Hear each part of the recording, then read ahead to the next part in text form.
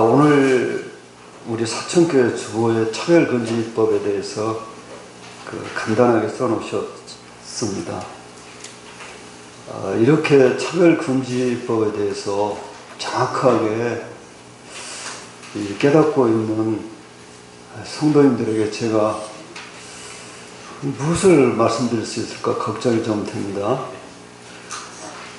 차별금지법 하면은 우리들이 생각할 때 차별을 하지 말라는 거구나 하고 참 일단 긍정적으로 생각이 되죠.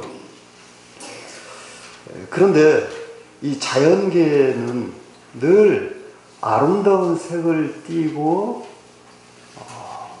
나타나는 동물이나 식물은 치명적인 독을 갖고 있다고 합니다. 그래서 버섯도 독버섯은 항상 이쁘고 탐스럽게 생겼죠. 그리고 야생화들도 이 독이 있는 식물이나 꽃은 늘 사람이 보기에 아름답게 보입니다. 하지만은 잘못 손을 댔다가는 아주 무서운 결과를 가져오게 되죠. 하나 예를 들면은 협죽도라는 꽃이 있어요. 협죽도. 뭐 들어보셨겠지만 협죽도라고 안 하고 보통 홍도라고 합니다. 꽃을 보기 위한 복숭아처럼 들리는데요. 그 협죽도를 만지거나 먹거나 그 가지로 음식을 지어 먹거나 그러면은 바로 주님 만나러 가십니다. 그런데 무서운 것이 그 꽃은 분홍색으로 피는데 봄에 아주 아름답습니다. 그러나 그 나무는 꽃, 잎사귀, 줄기, 뿌리 전체가 독으로 되어 있습니다. 그것도 청산가리에 1000배나 되는 나신이라는 독으로 가득 차 있습니다.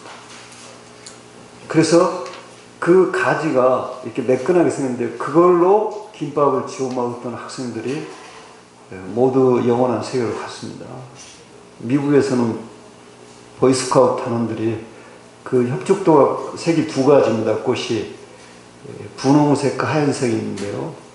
그 가지를 따가지고 잎사귀를 훑어내고 소시지를 끼워서 구워 먹었던 보이스카우트 학생들이 모두 다시는 못 올 곳으로 가고 말았습니다. 인터넷 검색하시고 바로 뜹니다. 독성식물, 아주 특급 독성식물입니다. 차별금지법. 얼른 들으면은 이렇게 차별을 막아주는 법이니까 얼마나 좋을까 이런 생각할 수 있는데요. 제가 차별금지법을 공부해 보니까 결론이 금방 나옵니다. 결론부터 말씀드리죠. 차별금지법은 두 가지입니다. 기독교 차별 그리고 동성애 보호, 이 두 가지입니다. 결론이 그렇게 나옵니다. 내용을 살펴보면 금방 나오죠. 차별금지법은 헌법의 평등 이념에 따라 성별, 장애, 병력, 애모, 나이, 출신 국가, 출신 민족, 인종, 피부색, 언어, 출신 지역, 혼인 여부, 임신 또는 출산, 가족 형태 및 가족 상황, 종교, 이게 문제입니다. 사상 또는 정치적 의견, 범죄 전력, 보호 처분, 학력, 사회적 신분 등을 이유로 한 정치적, 경제적, 사회적, 문화적 생활의 모든 영역에 있어서 합리적인 이유 없는 차별을 금지하는 법률이다. 정말 괜찮은 법인 것 같죠? 그런데 두 번째 봅시다. 성별, 인종, 출신지, 국적, 가족의 형태, 성적 지향, 성 정체성. 이것이 문제입니다. 성적 지향, 성 정체성. 구체적으로 성적 지향이라는 것이 뭔가? 이것을 형제 자매님들이 살펴보시면은 정말 까무라칠 것입니다.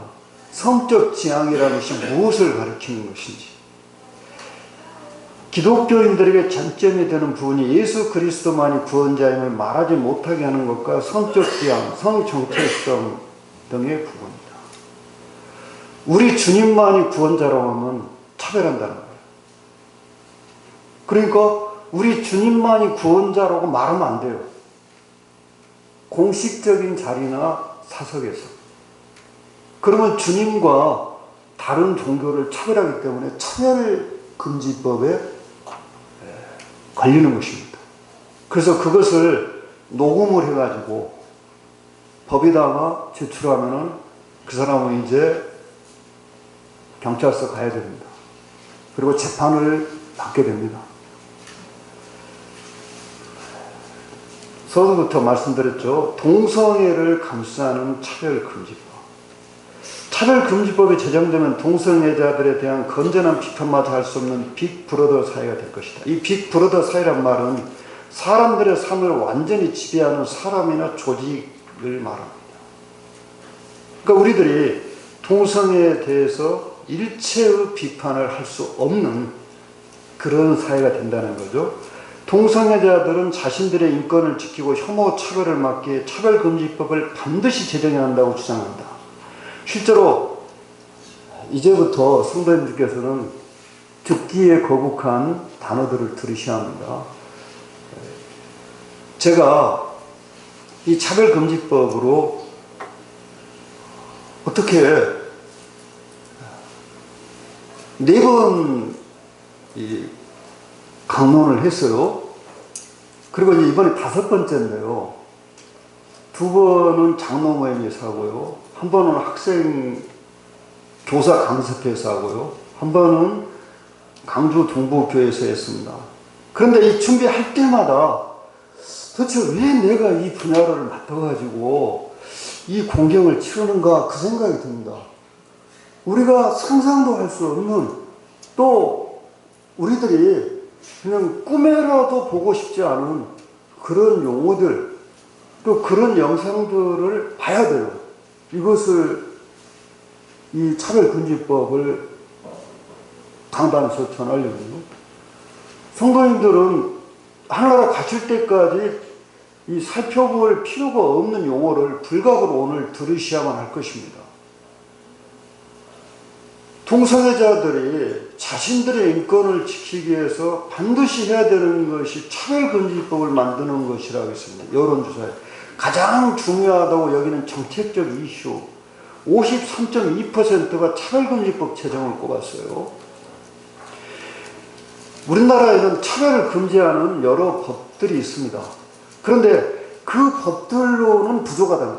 그래서 포괄적 차별금지법, 모든 것의 차별을 금지하는 차별금지법을 만들자는 것입니다. 동성애자들의 주장이요. 개별적인 차별금지 법률만으로는 개별법 위의 영역에서 발생하거나 사회의 변화에 따라 새롭게 구성하는 차별 사회들과 하나의 특정 사회에 국한되지 않고 복합적인 형태로 나타나는, 즉 포괄적인 인간 생활 전반에 걸쳐서 모든 차별을 금지하자는 그것이 바로 포괄적 차별금지법인데, 이것을 만들자는 것입니다. 여러분, 지금 이 차별금지법은 차별금지법이란 이름으로 불리지 않습니다. 국가마다 부르는 칭호가 다릅니다. 평등법, 우리나라에서는 각종 증오를 방지하는 법, 이렇게 또 바꿨어요. 이 차별금지법이라고 하니까 기독교에서 맹렬하게 반대를 해요. 그러니까 이름을 살짝 바꿔가지고 또 이 국회에서 이 법을 통과시키기 위해서 다른 법하고 같이 끼어가지고 살짝 통과시키려고 하는 이런 시도들이 있었습니다. 우리가 지금 이 차별금지법의 실체를 알고 나면은 아주 이게 지금 꿈인가 아니면 현실인가 그런 생각이 들 정도입니다. 사실은 이 보이지 않는 어두운 세력들이 무시무시한 음모와 이 꾀를 내고 있는데, 우리 그리스도인들은 이것이 정치에 관여하는 것이라는 오해를 하고 그냥 지붕하려고 합니다. 여러분, 이거요, 나중에 말씀드리겠지만은 이런 생각은 스스로 우리의 신앙을 포기하는 생각입니다. 자, 포괄적 차별금지법을 만들자는 그 말이 무슨 말이냐면 동성애를 인정받기 위해서는 실효성 있는 구제수단이 필요하다는 것이다. 즉 국가인권위원회법이 동성애자들을 구제하는 강제력이 없기 때문에 차별금지법을 제정해 성적 지향을 차별하지 못하도록 막아야 합니다. 이 성적 지향이 동성애를 가리키는 것이에요. 직접적인 대상이. 그러나 이 법은 상당한 문제점을 내포하고 있다. 차별금지법이 내린 차별금지 영역의 가치 중립적인 것과 가치 판단의 기준이 혼재되기 때문에 여기서부터 좀 어려운 용어가 나옵니다. 제가 이것 때문에 상당히 고민을 했어요. 우리 성도님들에게 이걸 어떻게 설명해야 될까. 그런데 사천교회 성도님들 수준이 높다고 제가 알고 있으니까 다 이해하실 거라고 생각합니다.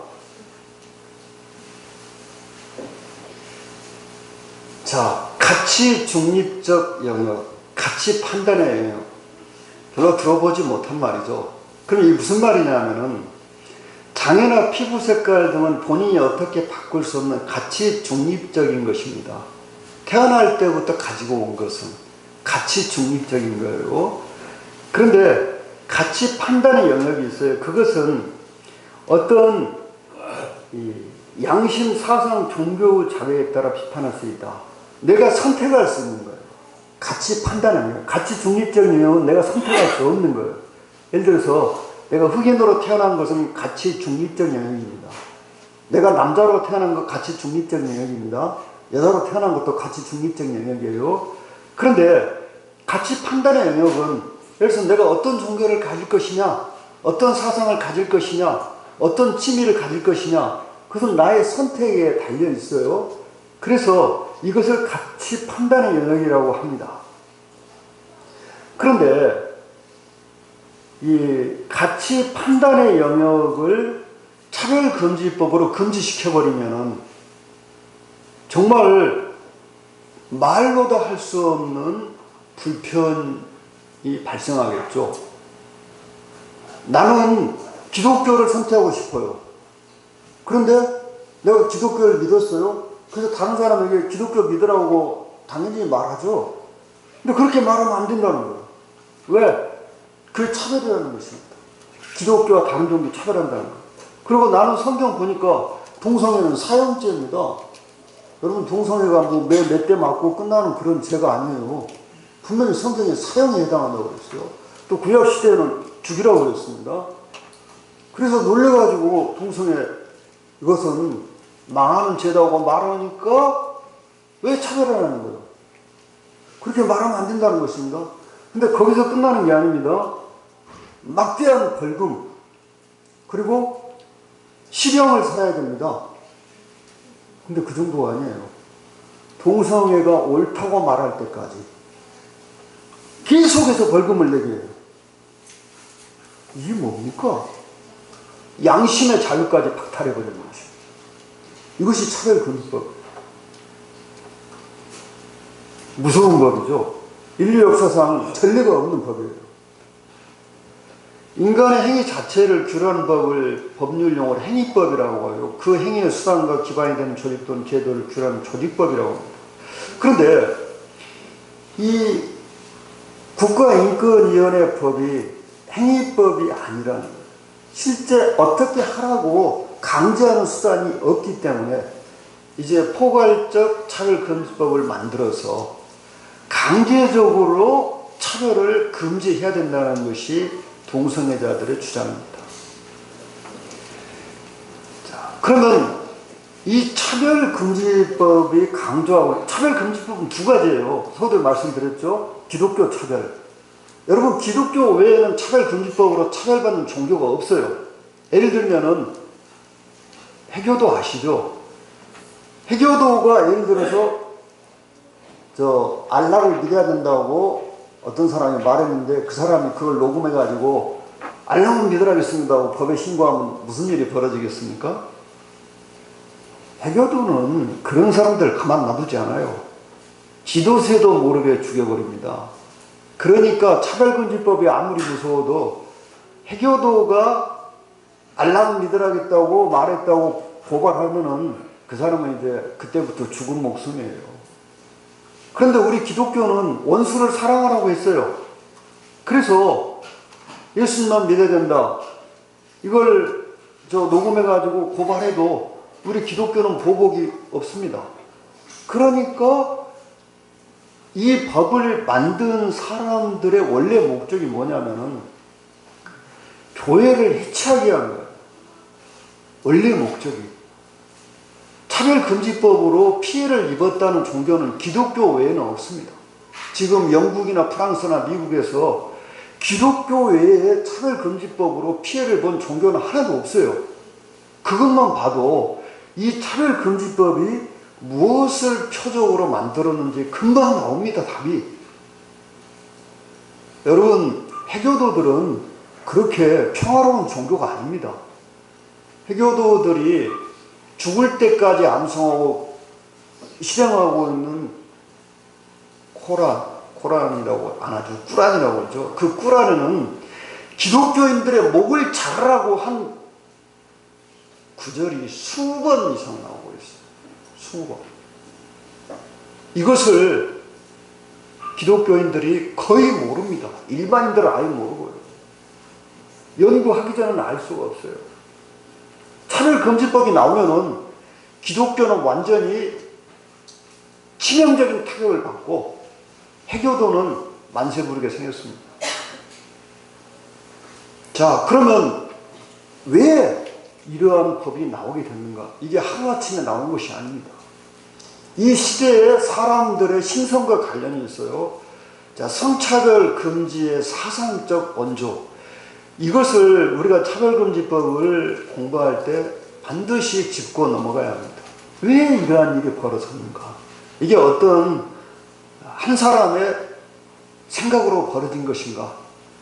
아니면 어느 날 갑자기 생겨난 것인가? 이 동성애가 세계적으로 사람들에게 관심을 끄고 이것이 양성화되게 된 배경이 있습니다. 신마르크스주의. 여러분, 마르크스주의는 공산주의를 말하죠. 그런데 이 신마르크스주의라는 것은 뭐냐면, 이 신마르크스주의를 이해하기 위해서는 먼저 철학을, 불과학을 이해해야만 됩니다. 원래는 막스주의도 철학에서 시작된 거예요. 알고 보면은. 철학은 우주의 기원과 만물의 시작을 탐구하는 학문인데, 모든 학문은 인간의 이성을 바탕으로 출발됐고, 플라톤 때 와서는 현상계와 이데아를 구분했다고 그랬어요. 그러니까 철학이라는 것은 인간이 가지고 있는 최고의 학문입니다. 물론 신학에 비하면 거의 시녀에 불과하지만, 철학을 가리켜서 신학이 시녀라고 그랬어요. 그런데 이 철학을 체계적으로 역사상 최초로 정립한 사람이 플라톤이에요. 플라톤은 이 철학을 구분할 때 현상계와 이데아를 구분했다고 그랬어요. 현상계라는 것은 눈에 보이는 것들이 다 현상계잖아요. 그런데 이데아는 뭐냐면 보이지 않는 초월적인 실제 혹은 관념을 나타내는 말입니다. 우리의 마음속에 존재하는, 쉽게 말해서 성경에서 말하는 속사람, 그것을 이데아라고 표현했어요. 물론 철학에서는 이데아가 비단 사람의 영혼만을 가리키는 건 아니죠. 그런데 칸트, 독일의 이 철학자 칸트 때 와서 철학에서 구조라는 것이 나오기 시작했습니다. 이 인간이 어떤 것을 판단하는 데는 인간의 마음속에 있는 구조를 가지고 판단한다. 구조는 글자 그대로 영어로 이제 스트럭처라고 했어요. 그냥 어떤 틀을 말하는 거예요. 그런데 우리 인간이 이 세상을 판단하는데 마음속에 어떤 틀을 가지고 있다는 것입니다. 그래서 그것으로 이 선과 악을 판단한다는 거예요. 플라톤은 현상계와 이데아를 구분했고, 칸트 시대에는 이제 철학에서 구조론이 나왔어요. 그런데 이 구조로 현상을 판단할 때만 해도 괜찮았어요. 사람들이. 왜냐하면 보편적 규범과 가치 통념이 정상적인 원리로 적용이 됐어요. 그런데 후기 구조주의가 등장하면서 이제 이 철학 세계가 완전히 바뀌게 됩니다. 지금까지의 이 구조를 모두 무너뜨린 후기 구조주의는 차이를 강조했고, 이를 포스트 모던, 다른 말은 포스트 모더니즘이라고 말합니다. 많이 들어보셨죠? 특히 젊은 성도님들은 포스트 모더니즘, 지금 포스트 모더니즘이란 말은 이 철학에서만 쓰이는 말이 아니고 그냥 세상 모든 것에 다 쓰이는 말입니다. 건축에도 쓰이고 예술에도 쓰이고 학문에도 쓰이고. 그런데 이 포스트 모더니즘이라는 것이 무엇이냐면 지금까지 있었던 이성 중심주의에 대한 근본적인 회의를 나타내는 거예요. 이 포스트 모더니즘이라는 말은 모더니즘 다음에 모더니즘이라는 뜻이 직역을 하면은. 근데 이 모더니즘은 이 현상을 판단할 때 이성과 어떤 도덕, 규범을 가지고 판단했어요. 그런데 포스트 모더니즘은 지금까지 인류가 약 5,000년 동안, 4,500년 동안 가지고 있었던 이 이성에 의해서 선악을 판단하는 그것을 완전히 뒤집어 폈어요. 그리고 그것으로는 현상을 다 설명할 수 없다. 그러니까 여기에 나와 있죠. 포스트 모더니즘은 규칙, 권위, 규율, 통제 등을 해체하려는 경향이다. 그래서 이것이 부작용을 낳았는데 하고 싶은 대로 아무렇게나 해도 괜찮다. 이것이 맞다는 거예요. 이게 포스트 모더니즘의 원리입니다. 그러면 지금까지 도덕적으로 어떤 사회 규범적으로 틀리다고 했던 것들이 이제는 그럴 수도 있다 이렇게 나왔고, 조금 더 나아가지고 괜찮아, 그것도 괜찮아 이렇게 나와버렸어요. 그 중에 이제 동성애라는 것이 있어요. 동성애는 인류 역사 6,000년 동안 수면 위로 공개된 적이 없습니다. 항상 은밀하게 행해졌습니다. 소수의 사람들이. 그런데 지금 21세기에 와서 동성애는 수면 위로 올라왔습니다. 그리고 이것을 정당하다고 말하기 시작했고, 이것을 보호해야 된다고 말하고 있습니다. 자, 신마르크스주의라는 것은 공산주의의 이론은 그렇습니다. 국가라는 조직은 자본가들이 노동자를 착취하기 위한 하나의 구조다. 공산주의 이론 그렇게 되어 있어요. 이 공산주의 이론 설명하려면 너무 시간이 많이 걸리죠. 어렵고요. 또 이해도 잘 안 가요. 그런데 신마르크스주의라는 것은 기존의 이 공산주의, 마르크스주의가 문제가 있다. 그래서 기존의 마르크스주의를 포함하면서 국가는 여전히 노동자, 농민을 착취하기 위한 하나의 조직이다. 이것을 인정하면서도 국가가 노동자, 농민의 복지를 위해서 존재할 필요가 있다. 이렇게 바뀐 것입니다. 그렇지만은 공산주의의 3대 원리인 유물론, 계급투쟁설, 프롤레타리아 혁명론 이게 바뀌지 않았어요. 그대로 있어요. 그러나 이 신마르크스주의는 이제 점점 발전해가지고, 여러분 이 제2차 세계대전이란 전쟁은 인류 역사에 처음 있는 세계적인 비극이었어요. 그래서 소위 말하는 이 양차 대전을 통해서 인류의 문명과 문화는 너무나 크게 달라졌습니다. 즉 기술만 발전한 것이 아니라 이 사람들의 정신이 완전히 달라졌잖아요. 2차 세계대전이 끝나고 나서. 왜? 기존의 도덕과 기존의 이성과 기존의 관념으로는 설명할 수 없는 것이 양차 대전이었어요. 1차, 2차 세계대전이었어요. 그만큼 그 전쟁은 세계 역사에 엄청난 영향을 주었습니다. 그래서 2차 세계대전 때 독일의 나치즘과 파시즘을 상대로 싸웠던 공산주의자들이 이제 기존의 공산주의 이론에 수정을 가하게 됐어요. 이게 신마르크스주의인데요. 그런데 그것뿐 아니라 다른 사상들도 많이 나타나게 됐어요. 2차 세계대전 끝나고. 그래서 신마르크스주의는 넓은 의미에서 인본주의, 사람이 최고라는 거예요. 사람이 신이라는 거예요. 소의 이론, 관료주의 비판, 자본주의적 산업사회 비판, 혁명에 있어서 지식인의 역할 등에 이론적 관심을 두고 있고 다원주의, 종교적, 철학적 다원주의를 통칭해서 신마르크스주의라고 부르게 됐습니다. 여러분, 인본주의가 뭔지 아시겠죠? 우리가 인본주의를 여기서 짚고 넘어갈 필요가 있습니다. 왜냐하면 차별금지법의 뿌리에 인본주의가 있으니까요. 인본주의라는 그 뿌리를 통해서 차별금지법이라는 열매, 줄기와 열매가 나온 거예요. 인본주의는 뭐냐면요, 인간의 고통을 극소화하고 복지를 증진시키는 모든 도덕적, 사회적 운동을 통틀어서 이렇게 말합니다. 신이나 자연이 숭배의 대상이 아니라 오직 인간성만 존귀하다고 믿는 실증주의적 인간 숭배 사상이에요. 그 다음에 기독교에 있어서는 예수 그리스도의 신성을 부인하고 그 인성만을 주장하는 신학 사상입니다. 이게 인본주의입니다. 신학에서는 자유주의라고 말하기도 합니다. 그런데 여기에 아주 역사의 이단자가 나타납니다. 여러분, 역사의 이단자들이 몇 명 있었죠? 예를 들면 다윈, 찰스 다윈. 창조론을 배격하고 진화론을 주장했잖아요. 그런데 이 성도덕에 대해서 역사 이단자가 나타났어요. 비렐름 나이. 이 사람도 유대인입니다. 참 유대인들을 통해서 좋은 것도 많이 나왔지만 아주 나쁜 것도 유대인을 통해서 나옵니다.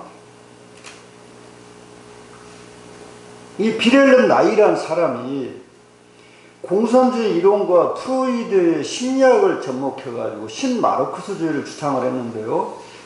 그의 주장의 핵심적인 사항은 뭐냐면 인간을 성적 억압으로부터 풀어주라는 성정치를 내세웠어요. 그런데 이 사람이 천재입니다.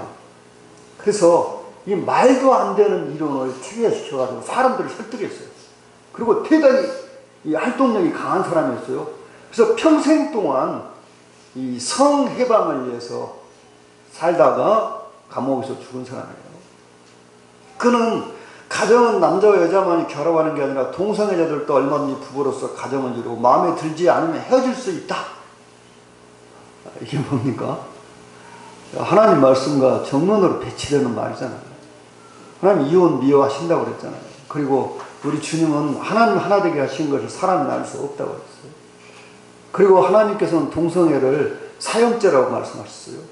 그런데 동성 부부도 괜찮다. 그리고 마음에 안 들면 그냥 헤어져라 하면 되고. 그리고 완전히 하나님 말씀과 반대로 가는 거죠.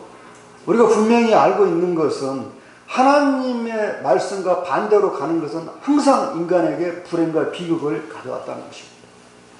역사를 공부해보면요. 그럼 비렐름 나이라는 사람은 어떤 사람이냐?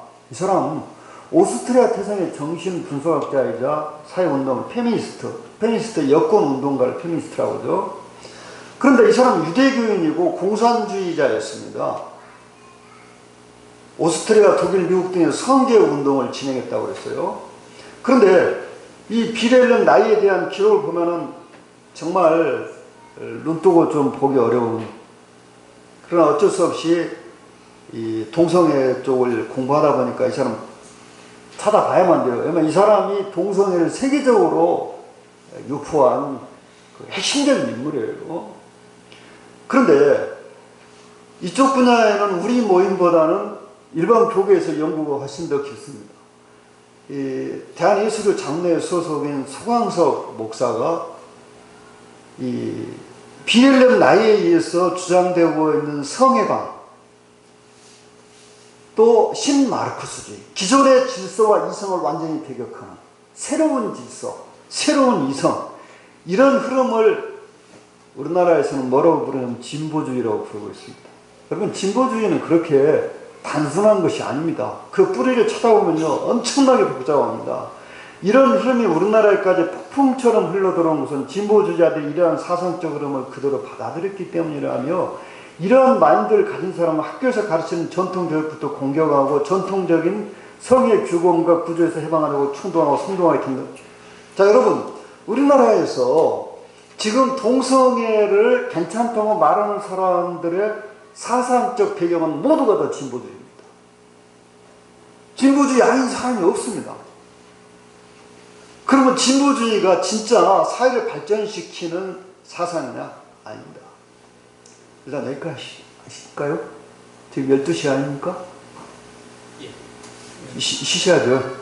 잠깐 쉽시다. 뭐 아무리 급해도 쉬어야 되겠죠?